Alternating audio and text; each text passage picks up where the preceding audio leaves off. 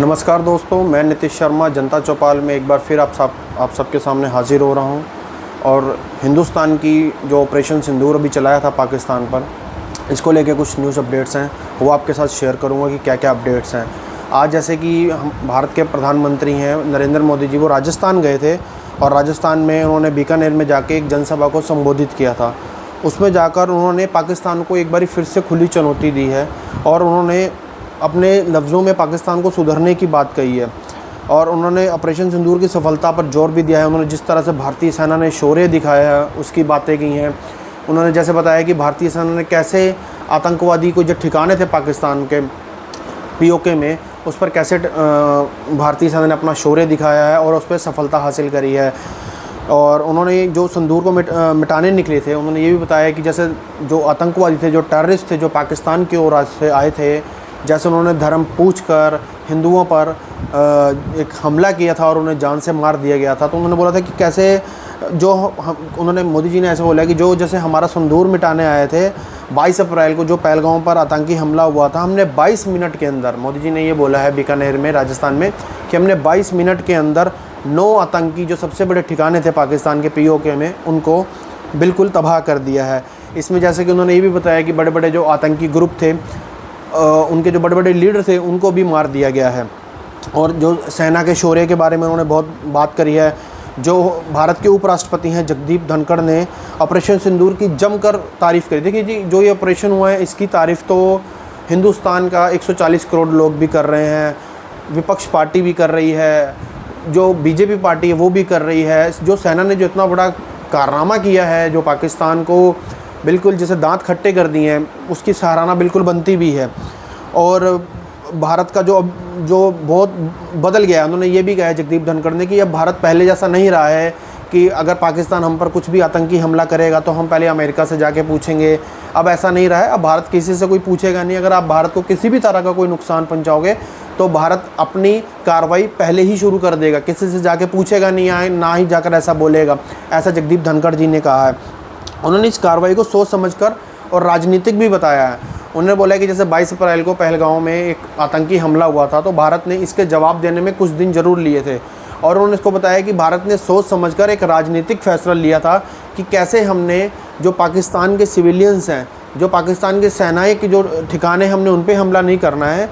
जो उनके आतंकी ग्रुप हैं जहाँ पर वो रहते हैं पीओके में 9 जो बताया गया है भारतीय गवर्नमेंट की ओर से, हम वहाँ पर हमला करेंगे। तो ये एक तरह का उन्होंने इस चीज़ के बारे में बताया कि हमने इस चीज़ के लिए जो समय लिया था। अंतर्राष्ट्रीय समर्थन जो भी मिला है ऑपरेशन सिंदूर पर, भारत को जापान की ओर से भी समर्थन मिला है। जापान ने आतंकवाद के खिलाफ भारत के लिए रुख का समर्थन करा है और कहा है कि आतंकवादियों और आतंकवाद को बढ़ावा देने वाले राज्य के बीच फ़र्क करना ज़रूरी है। एक तरह से जो जापान है उन्होंने भारत का समर्थन करा है और उन्होंने कड़े शब्दों में ये भी बोला है कि जो आतंकवाद की सपोर्ट कर रहे हैं और जो आतंकवाद को जन्म दे रहे हैं, हमें उन दोनों के बीच में एक फ़र्क करना चाहिए। अग्निवीर का योगदान भी इसमें, जो गवर्नमेंट है बीजेपी की, उन्होंने बोला है कि इस ऑपरेशन में अग्निवीर के जो अग्निपथ योजना के तहत जो सेना में भर्ती हुए थे 3000 अग्निवीरों ने भी बहादुरी दिखाई है।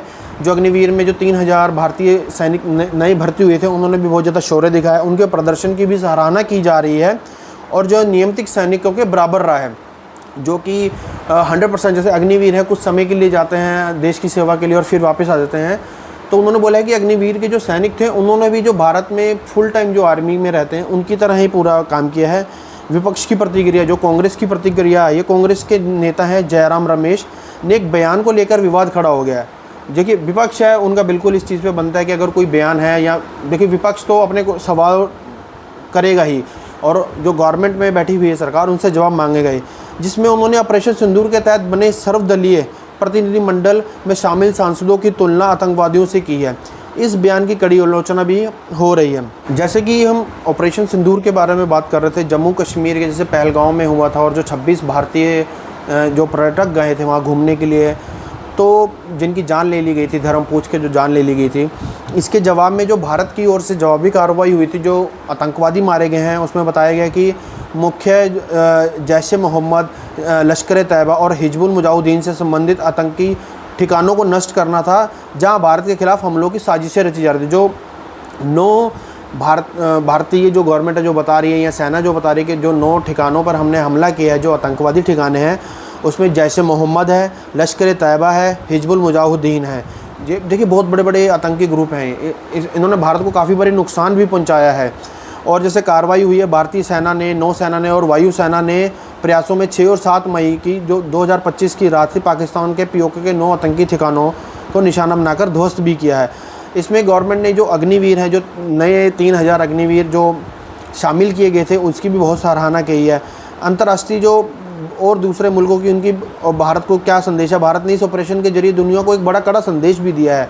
बीजेपी की ओर से ये बताया गया कि भारत ने एक बहुत कड़ा संदेश भी दिया है कि वे आतंकवाद के खिलाफ किसी भी हद तक जा सकते हैं। देखिए जी, बीजेपी का ऐसा कहना है कि जैसे पहले पाकिस्तान कोई भी कार्रवाई करता था, आतंकवादी कार्रवाई करता था, तो पहले की जो गवर्नमेंटें थी वो पहले अमेरिका से जाके एक राय लेती थी।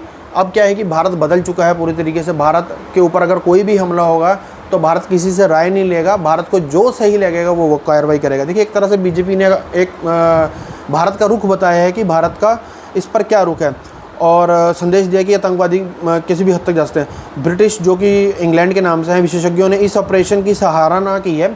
इंग्लैंड ने भी एक तरह से अप्रिसिएशन दी है भारत को, और इसे भारतीय सेना का अपर हैंड बताया है। उन्होंने इस तरह से भारत का एक अपर हैंड बताया है कि भारत ने पाकिस्तान को ज़्यादा से ज़्यादा नुकसान बताया। जो उपराष्ट्रपति हैं जगदीप धनखड़ ने भी ऑपरेशन सिंदूर की, जैसे मैं आपको पहले बता चुका हूं कि राष्ट्रपति हैं, उपराष्ट्रपति हैं जगदीप धनखड़, इन्होंने भी काफ़ी इसकी तारीफ़ की है। कानूनी स्थिति से संबंधित जो मामले हैं, ऑपरेशन सिंदूर में हिस्सा लेने वाले विंग कमांडर को सुप्रीम कोर्ट से राहत मिली है। जो कि ऑपरेशन सिंदूर में जो विंग कमांडर ने हिस्सा लिया था, उन पर कोई कार्रवाई थी, उस पर उनको सुप्रीम कोर्ट से राहत मिली है, जिससे वह पद पर बनी रहेंगी।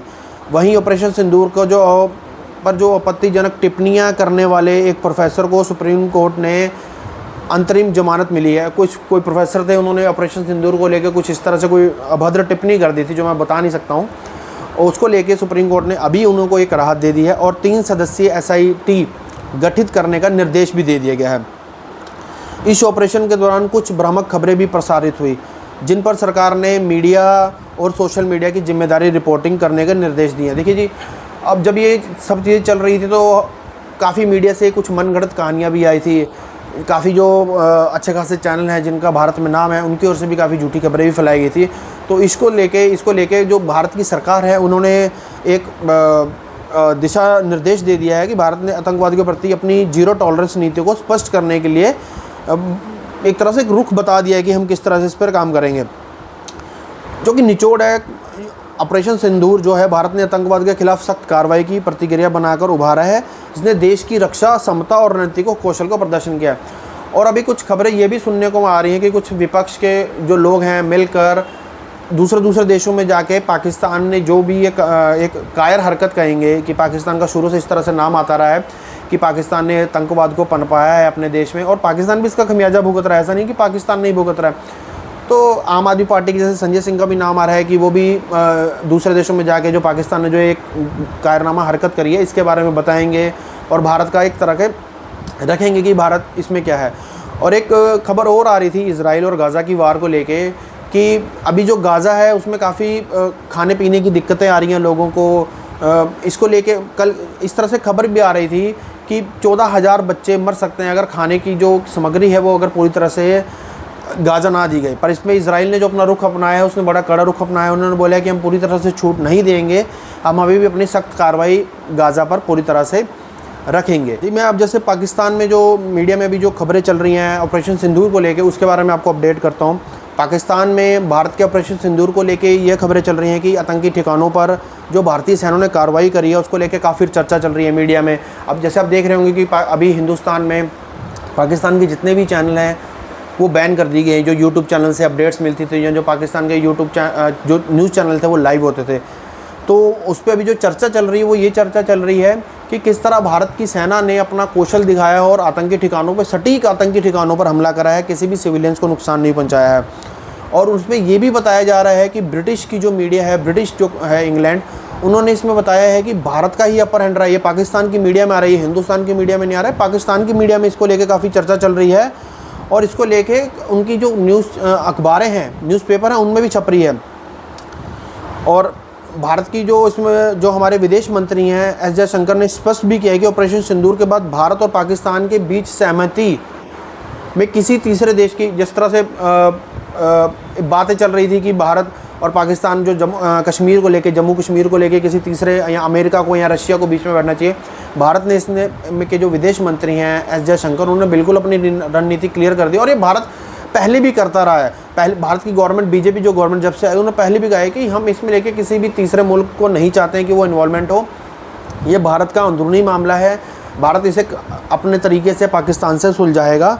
तो जयशंकर ने बिल्कुल इसे क्लियर करके कहा, भारत पाकिस्तान की सहमति में किसी भी तीसरे मुल्क को नहीं चाहता है और यह समझौता सीधे दोनों देशों के बीच में होना चाहिए। वो चाहता है कि हम जो भी बात, जयशंकर ने बिल्कुल खुले शब्दों में कहा है कि हम जो भी समझौता करेंगे हम पाकिस्तान की गवर्नमेंट के साथ करेंगे, इसमें हम नहीं चाहते कि कोई तीसरा मुल्क इन्वॉल्व हो। आतंकवाद पर भारत ने संयुक्त राष्ट्र और अन्य राष्ट्रीय मंचों पर आतंकवाद के खिलाफ जीरो टॉलरेंस के बारे में, देखिए जैसे बीजेपी गवर्नमेंट पहले भी कहती रही है कि हम आतंकवाद के लिए लेके बिल्कुल जीरो टॉलरेंस रहेंगे।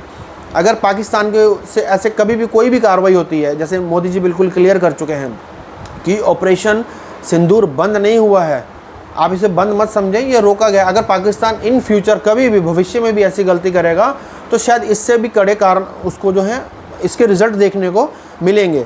तो पाकिस्तान को एक तरीके का संदेश दिया गया है। अब जैसे भारत और पाकिस्तान में जो व्यापार जो आपस में हम करते थे एक्सपोर्ट इंपोर्ट, उसको लेके भी है जो चर्चाएं चल रही हैं कि एक लगभग आधे पाकिस्तान भारत के साथ व्यापारिक संबंधों के पक्ष में है। जैसे आप सभी जानते हैं कि पाकिस्तान में इस समय काफ़ी मुश्किल समय चल रहा है, पाकिस्तान कर्जे में डूब रहा है, पाकिस्तान की जो गरीबी रेखा की है वो लोग बढ़ती जा रही है, लोगों के पास नौकरियां नहीं है, दो समय का खाने का भी ठिकाना नहीं है और ये सबको पता है। पर पाकिस्तान के कुछ चंद लोग जो कि पाकिस्तान को नुकसान पहुंचाने में लगे हैं, जिसमें कुछ पॉलिटिशियंस हैं, सेना के जो अच्छे अधिकारी बैठे हुए हैं, उन्होंने पाकिस्तान के हित के बारे में नहीं सोचा है। तो जो पाकिस्तान के मिडिल क्लास लोग हैं जो भुखमरी में मर रहे हैं, वो आज भी चाहते हैं कि हमारे भारत के साथ रिश्ते अच्छे हों, ताकि हमें भारत से जो चीज़ें हैं वो सस्ती मिलें और हम अपने जीवन को सही तरीके से चला सकें। हालांकि पहलगाम हमले के बाद दोनों देशों के बीच जो भी पहलगाम का जो हमला हुआ है, ऑलमोस्ट जो भी हमारा थोड़ा बहुत जो चल रहा था एक्सपोर्ट इंपोर्ट, वो बिल्कुल रुक चुका है। जैसे हिंदुस्तान ने बिल्कुल इनके वीज़ा रिजेक्ट कर दिए हैं, पाकिस्तान से जो लोग आते थे उनके इलाज मेडिकल फ्री दिया जाता था, अच्छे अच्छे हॉस्पिटलों में बिल्कुल फ्री ऑफ कॉस्ट दिया जाता था, वो बिल्कुल बंद कर दिया गया है। भारत ने ये भी स्पष्ट कर दिया कि भारत और पाकिस्तान के बीच में कोई भी चर्चा केवल द्विपक्षीय स्तर पर ही हो सकती है। मतलब कि जम्मू कश्मीर को लेकर अगर कोई भी चर्चा होती है, इंडियन गवर्नमेंट ने बोल दिया ये पाकिस्तान और हिंदुस्तान के बीच दोनों ही बैठेंगे तभी होगी, इसमें वो कोई भी तीसरे मुल्क को लेकर नहीं आ सकते हैं। और जम्मू कश्मीर के संदर्भ में भारत के लिए एकमात्र मुद्दा पाकिस्तान, जो पाकिस्तान के पास कब्जाया हुआ कश्मीर है, पीओके है, उसकी वापसी की बात होगी। और देखिए इंडियन गवर्नमेंट ने, बीजेपी गवर्नमेंट ने बिल्कुल बात रख दी है कि अगर पाकिस्तान भी टेबल पर बैठेगा तो हम सिर्फ पीओके को लेके ही बात करेंगे और वापसी भी। इस पर कोई ऐसा नहीं है कि जैसे कि पहले सुनने को आता था कि जो जिसके पास चला गया वो उसका हो गया, उसी को ही मान लो, ऐसा नहीं है।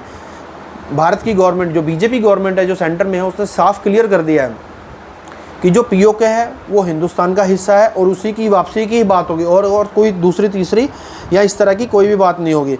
भारत ने पाकिस्तान के हाई कमीशन और एक अधिकारी को पर्सोना नोट ग्राट घोषित कर 24 घंटे के भीतर देश छोड़ने का आदेश दे दिया है। देखिए अवंचित व्यक्ति जो भी भारत में पाकिस्तानी रह रहे थे, जो वीज़ा लेके आए थे या इलीगल तरीके से रह रहे थे, भारत ने उनको 24 घंटे के अंदर देश छोड़ने के लिए फिर से एक अल्टीमेटम दे दिया। अब जैसे क्रिकेट को लेके भी काफ़ी बातें होती रहती हैं कि आईपीएल में पाकिस्तान खिलाड़ी सिर्फ 2008 के बाद कभी खेले नहीं थे, क्योंकि उसमें पाकिस्तान ने फिर ऐसी कारनामा हरकत करी थी, आतंकी करा था। तो क्रिकेट मैच को लेके काफ़ी समय से भारत और पाकिस्तान की कोई द्विपक्षीय सीरीज़ नहीं हो रही है। जो भी वो मिलते हैं पाकिस्तान के साथ, हमारे हिंदुस्तान की टीम, वो आईसीसी टूर्नामेंट या एशिया की कुछ कपों में मिलती है, और कहीं हमारा उनके साथ कोई आमना सामना नहीं होता। भारत पाकिस्तान के होने वाली क्रिकेट मैचों पर भी खतरा मंडरा रहा है। जिस तरह से लग रहा है कि आईसीसी को सालाना बैठक में दोनों देशों के बीच क्रिकेट मुकाबलों का भविष्य का सबसे, जो आईसीसी है उसके लिए भी सबसे बड़ा मुद्दा ये बना हुआ है कि कहीं भारत पाकिस्तान के साथ आईसीसी टूर्नामेंट खेलने के लिए भी मना ना कर दे, क्योंकि भारत और पाकिस्तान ही एक ऐसा मैच है जो सबसे ज़्यादा रेवेन्यू जनरेट करता है आईसीसी के लिए।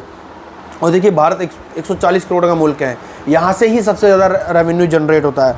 और भारत की जो टीम है, जैसे मैंने आपको बताया कि 2008 में ही पाकिस्तान के साथ खेली थी, जो द्विपक्षीय सीरीज़ जो दोनों देशों ने एक साथ खेली थी। बीसीसीआई जो एशिया कप का प्रभाव, बीसीसीआई के फैसले के बाद पाकिस्तान में एशिया कप के भविष्य पर भी सवाल उठ रहे हैं, क्योंकि भारत की भागीदारी के बिना ये टूर्नामेंट भी संभव नहीं है। तो अब जैसे आज मोदी जी गए हैं राजस्थान बीकानेर में, उन्होंने एक जनसभा करी है, उन्होंने काफ़ी कड़ा रुख अपनाया और ऑपरेशन सिंदूर के बारे में लोगों के बीच में बात रखी है। और भारत का जो रुख है, देखिए बताते मोदी जी पहले भी आए हैं, उन्होंने भारत का रुख अब भी क्लियर कराया जनता के बीच में आके कि भारत अब किस तरह से चलेगा। भारत अब बदल चुका है, ये भारत 2025 का है, ये अपना जवाब खुद देगा। और यहीं से जो विपक्ष के कांग्रेस के नेता हैं, बहुत बड़े नेता हैं राहुल गांधी, उन्होंने ट्वीट करके मोदी जी से कुछ सवाल पूछे हैं। उन्होंने मोदी जी से पूछा है कि आपने ट्रंप के कहने पर ये युद्ध क्यों रोका है, जो भारत के निर्दोष लोगों की जान गई थी, आपने उसके बारे में क्यों नहीं सोचा। देखिए विपक्ष, मैं इसमें विपक्ष को गलत नहीं कहूँगा, राहुल गांधी जी को गलत नहीं कहूँगा, बहुत बड़े नेता हैं, उनका सवाल करना पूछता है, बनता है, उनका सवाल करना बिल्कुल बनता है। देखिए विपक्ष बना ही इसके लिए है कि गवर्नमेंट, अगर विपक्ष को लगे कि आम जनता गवर्नमेंट तक अपने सवाल नहीं पहुंचा सकती है, तो विपक्ष इसके जरिए, विपक्ष एक तरह का जनता का काम करती है और सवाल पूछती है। और सवाल पूछना भी हक, ये लोकतांत्रिक देश का एक यही बनता है कि इसमें सवाल पूछे भी जाने चाहिए। और एक खबर ये भी आ रही थी कि पाकिस्तान का जो अभी ये एक हिंदुस्तान और पाकिस्तान की जो अभी जंग छिड़ी थी, उसमें पाकिस्तान को जिन जिन मुल्कों ने सपोर्ट किया है, हिंदुस्तान ऑलमोस्ट इनके साथ काफ़ी कड़ी कार्रवाई कर रहा है। जैसे तुर्की को लेके खबर आ रही है कि हिंदुस्तान तुर्की को लेके भी काफ़ी सख्त कदम उठा रहा है। अज़रबैजान, जो काफ़ी हिंदुस्तान के लोग घूमने जाते थे, काफ़ी रिएक्शन आ रहे थे इंटरनेट पे, ट्विटर पे, इंस्टाग्राम पे कि अब हम अज़रबैजान घूमने नहीं जाएंगे, क्योंकि हमें उम्मीद नहीं थी कि अज़रबैजान जैसा मुल्क पाकिस्तान की इस कायरनामा हरकत पे उनकी मदद करेगा। तुर्की को लेके भी यही खबर आ रही है कि देखिए इस चीज़ को लेके, तुर्की को लेके मुझे बड़ा दुख हुआ है कि जब तुर्की पर एक बहुत बड़ा मुश्किल समय आया था, वहाँ पर एक भूकंप आया था, तो भारत ने एक दोस्ताना रुख दिखाते हुए वहाँ के लोगों की सबसे पहले जाके मदद करी थी, खाने पीने की मदद करी थी, एक तरह का राहत दिया था, और उसका नाम भी दोस्त के नाम से ही रखा गया था। तुर्की से ये उम्मीद नहीं थी, पर तुर्की ने भी किया, तो भारत इसके लिए भी काफ़ी एक रुख अपना रहा है। देखिए चीन को लेके बिल्कुल क्लियर है, चीन बिल्कुल पाकिस्तान के साथ खड़ा है। अब जो एक खबर और आ रही है कि चीन में एक मीटिंग होती है जिसमें अफ़गानिस्तान के जो तालिबान के हैं मुनीर, जो नेता हैं आमिर मुनीर, उनको बुलाया जाता है और वहाँ से चाइना एक मैसेज देता है। चाइना ये भी चाहता है कि जो पाकिस्तान और अफ़गानिस्तान के रिलेशन अभी ठीक नहीं, उनको ठीक किया जाए। और एक चाइना की ओर से एक अनाउंसमेंट भी आती है कि जो सीपैक चाइना से लेके पाकिस्तान तक लेके जाना चाहता था, अब वो अफ़गानिस्तान तक भी लेके जाना चाहता। देखिए भारत के लिए चिंता की बात है, क्योंकि भारत ने अफ़गानिस्तान में काफ़ी इन्वेस्टमेंट करी है और भारत चाहता है कि अफ़गानिस्तान कहीं ना कहीं भारत के साथ ही खड़ा हो। तो अब देखिए इंडियन गवर्नमेंट इसके लिए क्या करती है और चाइना इसमें कितना कामयाब होता है, ये सब देखने की बातें हैं। और अब देखा जाए तो अब शाहिद अफरीदी हैं, बहुत बड़ा नाम है, पाकिस्तान क्रिकेट के कप्तान भी रह चुके हैं और काफ़ी गलत हरकतें भी करी हैं जब ये खेलते थे, बॉल टैंपरिंग में भी पकड़े गए हैं। देखिए बहुत बड़ी गलती है। अब इंग्लैंड का भी आपने रुख देख लिया कि इंग्लैंड ने बोला है कि भारतीय सेना का हैंड अपर रहा है, फिर भी ये हार पर भी ऐसे जश्न मना रहे हैं और अपने जो गरीब आवाम हैं उनको एक गलत मैसेज दे रहे हैं कि हम जीत चुके हैं, ताकि वो उनका ब्रेन वॉश तो देखिए हो ही चुका है, उनको सही हिस्ट्री बताई नहीं जाती। जैसे जितने भी भारत के पहले भी युद्ध हुए हैं उनको यही हिस्ट्री बताई गई है कि भारत को हमने हराया है, हम बड़ी अजीम कौम हैं, एक पाकिस्तानी 100 हिंदुओं पे 100 हिंदुस्तानियों पे भारी पड़ेगा। पर अफरीदी जैसे क्रिकेटर थे, उन्हें जो अभी पाकिस्तान की क्रिकेट टीम का हाल है उस पर फोकस करना चाहिए था। उन्होंने पाकिस्तान से इतना पैसा कमाया है, चाहे बॉल टैंपरिंग करके ही कमाया हो, वहाँ पर पाकिस्तान में जो डोमेस्टिक क्रिकेट ख़त्म होती जा रही है उस पर फोकस करना चाहिए था, ना कि एक आप रैली निकाल रहे हैं कि जी पता नहीं ऐसा क्या तमगा उन्होंने जीत लिया है। और जबकि सच्चाई हर कोई जानता है, सिर्फ गवर्नमेंट के कहने पे, आर्मी के कहने पे ये रैली निकलती है ताकि जो लोगों के पास एक गलत मैसेज जाए, लोगों को लगे कि पाकिस्तान ने क्या फतेह। देखिए पहली बात तो हिंदुस्तान कभी भी जंग के हक में नहीं है, क्योंकि जंग में कोई हार जीत नहीं होती, जंग में सिर्फ नुकसान देखा जाता है कि किसका नुकसान हुआ है। और ऐसा नहीं है कि नुकसान सिर्फ पाकिस्तान का हुआ है, देखिए कहीं ना कहीं हिंदुस्तान ने भी अपने कुछ ना कुछ नुकसान ज़रूर हुआ है। जैसे 26 जो निर्दोष लोग मारे गए, सबसे बड़ा नुकसान तो ये है। उसके बाद जहाँ जहाँ पाकिस्तान ने अटैक किए, जो छोटा छोटा नुकसान पाकिस्तान ने हमें दिया है। और देखिए नुकसान तो नुकसान ही है। तो इस तरह की जो हरकतें कर रहे हैं, मुझे लगता नहीं है कि अफरीदी जैसे, इनका एक अच्छा खासा नाम रहा है वर्ल्ड में, इनके नाम पे एक रिकॉर्ड भी रहा है कि इन्होंने 37 बॉलों में 100 बनाए हैं, तो उन्होंने उसका ही एक नाम रखना चाहिए था। भारतीय क्रिकेट क्रिकेटरों के साथ इनके अच्छे रिलेशन थे, उसी का ध्यान रखना चाहिए था। पर कहीं ना कहीं कहते हैं ना कि आर्मी जो इनको मैसेज देती है, क्रिकेट की टीम जो रिटायर क्रिकेटर हैं उन्हें भी फॉलो करते हैं। एक न्यूज़ पाकिस्तान से और आ रही थी कि कहीं ना कहीं पाकिस्तान की आर्मी और पाकिस्तान की जो भी सिटिंग गवर्नमेंट है शहबाज शरीफ की, वो चाहते हैं कि जो पीटीआई है, इमरान खान की जो पार्टी है, इमरान खान के हैं, वो बिल्कुल ख़त्म हो जाए, उनका पाकिस्तान में किसी तरह का नाम ना रहे। और अभी जिस तरह से जो जंग के जो समय चल रहा था, तो पाकिस्तान की संसद में इस तरह की खबरें भी आ रही थी कि इमरान खान को रिहा किया जाए। पर जैसे एकदम से ये सरेंडर कर दिया पाकिस्तान, जो कि मोदी जी ने बताया है कि पाकिस्तान के सेनाई जो अधिकारी हैं उनका फ़ोन आता है भारतीय सेना अधिकारी के पास, और एक तरह से वो सरेंडर ही करना चाहते हैं। और बीच में कहीं खबरें ये भी सुनने को मिली थी कि जो भारत का ब्रह्मोस था, भारत की सेना को उस चीज़ का ज्ञान नहीं था, उन्होंने जब अटैक किया तो पाकिस्तान का जो परमाणु बम है वहाँ जाके वो गिरा, जिससे वो जो परमाणु बम है उसको कुछ नुकसान हुआ, तो जिस कारण से जो ये जंग एकदम से रोकनी पड़ी। तो जी ये अभी तक की अपडेट है जनता चौपाल की ओर से। मैं नीतीश शर्मा, और आप सबसे यही रिक्वेस्ट करूंगा कि जैसे आप सबने हमें हमारे चैनल को पहले बहुत सपोर्ट किया है और आपका सपोर्ट हमें मिलता रहा है, आगे भी आप इसी तरह से हमें सपोर्ट कीजिए। मेरी वीडियो को लाइक कीजिए, शेयर कीजिए और चैनल को ज़्यादा से ज़्यादा सब्सक्राइब कीजिए। हम इसी तरह से आपको अपडेट्स देते रहेंगे न्यूज़ की, जो पाकिस्तान को लेकर है, हिंदुस्तान को लेकर है, इस तरह के अपडेट दे रहेंगे। बेसिकली हम पाकिस्तान का जो रुख है हिंदुस्तान को लेकर, इसी तरह की आपको न्यूज़ देंगे। जी बहुत बहुत धन्यवाद।